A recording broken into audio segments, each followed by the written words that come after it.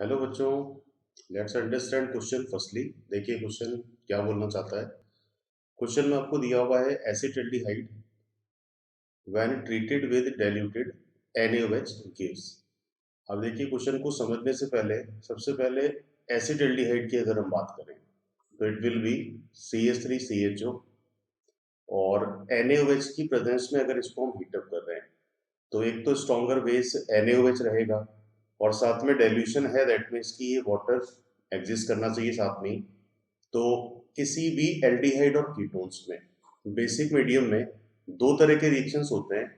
अगर alpha hydrogen है तो एल्डोल कंडेंसेशन होगा, और अगर अल्फा हाइड्रोजन नहीं है तो हम किसकी बात करेंगे, कैनिजारो रिएक्शन की।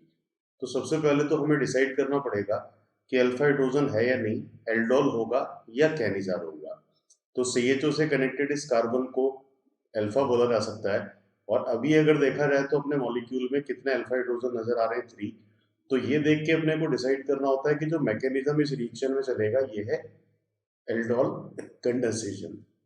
तो अब अगर हम एल्डोल कंडेंसेशन की बात करें तो कंडेंसेशन का मीनिंग दो प्रोसीजर होते हैं, एक तो एडिशन और साथ में होगा एलिमिनेशन।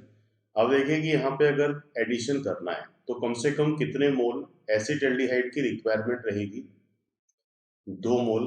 तो CH3CHO के 2 मोल अगर इस रिएक्शन में लेके चला जाए तो ये अल्फा कार्बन है और एक अल्फा हाइड्रोजन, इस फॉर्म में हमने रिप्रेजेंट कर लिया। और इसमें मीडियम जिसकी हम बात कर रहे हैं ये OH माइनस, दैट मीन्स कि किस मीडियम को यहाँ पे लेके चला जा रहा है, बेसिक। तो सिंपली अगर एल्डोल प्रोडक्ट हमें बनाना हो, दैट मीन्स कि यहाँ पे अल्फा हाइड्रोजन डिसोसिएट होगा, और बेसिक मीडियम है तो ये एसिडिक रिएक्शन करके H प्लस को रिमूव करेगा, एज ए इंटरमीडिएट क्या बनेगा, कार्बन आयन। अब यहाँ पे अगर डिसोसिएशन के बाद में जो कार्बन आयन है इसको पॉजिटिव चार्ज पे और H प्लस को अगर हम नेगेटिव चार्ज पे ऐड करते हैं तो एक तरीके से इसको आप शॉर्ट ट्रिक कह सकते हो एल्डोल प्रोडक्ट बनाने का। और सिंपल अगर हम न्यूक्लियोफिलिक एडिशन के बाद की रिजल्ट की बात करें तो इस तरह का एडिटिव एक प्रोडक्ट मिलेगा जिसको एडिट कहा जा सकता है। अब देखिए कि अगर हीट भी दिया होता तो हम एलिमिनेशन भी करते, डिहाइड्रेशन भी करते, लेकिन अगर अभी हीट नहीं है तो यही अपना रिएक्शन का फाइनल प्रोडक्ट रहेगा। तो इस प्रोडक्ट में एक तो आपको OH नजर आता है, OH का सफिक्स होता है ऑल।